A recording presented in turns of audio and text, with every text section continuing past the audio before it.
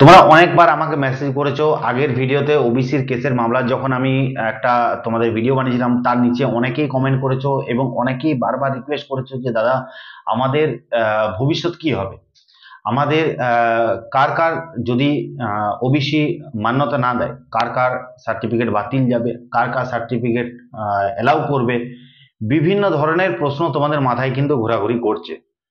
তো আজকের এই ভিডিওতে তোমাদেরকে সবকিছু তোমাদের যে ওবিসি সংক্রান্ত নিয়ে যত তোমাদের মাথায় উল্টো পাল্টা চিন্তা ভাবনা ঘুরছে, যত প্রশ্ন মাথায় ঘুরছে, সবকিছু আজকে দূর করব।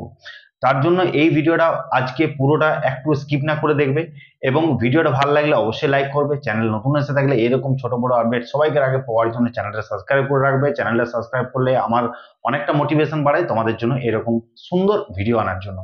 তো এবং ভিডিওটা ভালো লাগলে বন্ধুদের সাথে প্রত্যেকটা এডুকেশন গ্রুপে শেয়ার করবে। তো বেশ না দেরি করে, জয় হিন্দ বন্ধুরা, কেমন আছো তোমরা? আশা করছি তোমরা ভালো আছো। আমি তোমাদের প্রদীপটা আজকে তোমাদেরকে নিয়ে এসেছি একটা গুরুত্বপূর্ণ ভিডিও, যেটা হচ্ছে ওবিসি সংক্রান্ত সবকিছু ম্যাটার তোমাদের সঙ্গে আজকে কিন্তু আলোচনা করব আজকের এই ভিডিওতে।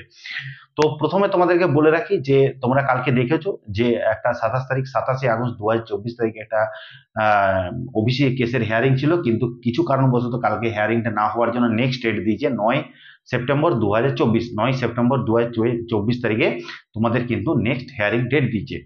তো সেই দিনে আশা করছি কোনো একটা রায় উঠে আসতে পারে, যেটা আমার সম্ভাবনা সেই দিনে কোনো একটা রায় আশা করছি উঠে আসবে। যদি উঠে আসে খুবই ভালো হবে তোমাদের জন্য, যে কারণ তোমরা ভালো করে জানো যে পিআরবি এখন তোমাদেরকে বলেও দিয়েছে, যে ভালো করে ক্লিয়ারলি বলে দিয়েছে যে যদি ওবিসির মামলাটা যদি সুপ্রিম কোর্ট থেকে না মিটে আসে তাহলে কিন্তু আমরা কোনোভাবে কোনো এক্সাম নিতে পারবো না। সেক্ষেত্রে তোমাদের Kolkata police preliminary exam, West Bengal police exam, West Bengal WPSI exam সবকিছু কিন্তু আটকে আছে এই ওবিসি সুপ্রিম কোর্টের এই মামলার জন্য। তার জন্য এই সুপ্রিম কোর্টের এই যে ওবিসি মামলাটা, এটা কিন্তু একটা গুরুত্বপূর্ণ রোল কিন্তু প্লে করে। যে কেসটা হয়েছে সেটা যদি আমাদের সুপ্রিম কোর্টে মান্যতা না দেয়, দেখো এই বিষয়ে কথা বলাটা আশা করি আমরা অনুমান করতে পারি, কিন্তু এই বিষয়ে সম্পূর্ণভাবে আমাদের মাননীয় প্রধান বিচারপতি, সুপ্রিম কোর্টের বিচারপতি, উনি ঠিক করবেন কি হবে না হবে। ওনার ওনার যে ফয়সলা সেটাই লাস্ট ডিসিশন হবে। তো জাস্ট এটুকুই তোমাদেরকে বলতে পারি, যদি তোমাদের ওবিসির মামলাটায় যদি ওবিসিকে যদি মান্যতা দেওয়া না হয় তাহলে সেক্ষেত্রে কিন্তু ওবিসি এদের যাদের কিন্তু 30-এর উপরে বয়স হয়ে গেছে, যাদের 30-এর উপরে বয়স হয়ে গেছে তারা কিন্তু প্রবলেমে পড়বে। আমি কি বলতে চাইছি বুঝতে পারছো আশা করি, যে তাদের কিন্তু সত্যি কিন্তু অসুবিধায় তারা কিন্তু পড়ে যাবে, তাদের ফর্ম হয়তো রিজেক্ট হতে পারে।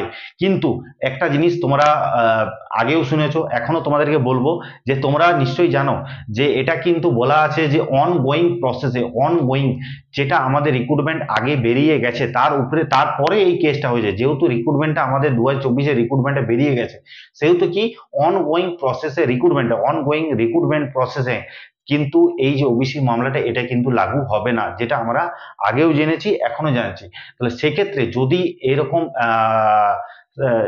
9 সেপ্টেম্বর যদি এরকম কোনো কিছু একটা রায় উঠে আসে যে অনগোয়িং প্রসেসে কোনো কিছু অসুবিধা হবে না, যারা যারা ফর্ম ফিল আপ করেছে ঠিক আছে তারা এই ফর্ম ফিল আপে এক্সামে বসতে পারে, কোনো এই যে কলকাতা পুলিশ এবং ওয়েস্ট বেঙ্গল পুলিশের 2024-এর যে রিক্রুটমেন্ট সেটাতে কোনো প্রবলেম হবে না।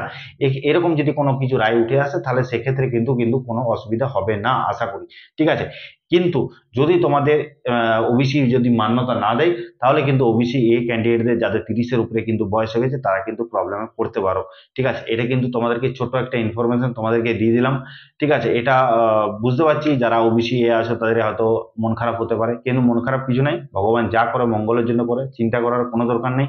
আমাদের ঈশ্বর আল্লাহ ভগবান যা করে সবাইকার মঙ্গলের জন্যই করবে, ঠিক আছে। তো আশা করছি এরকম কিছু একটা হবে না, একটা পজিটিভ রেজাল্ট তোমরা রায় শুনতে পাবে।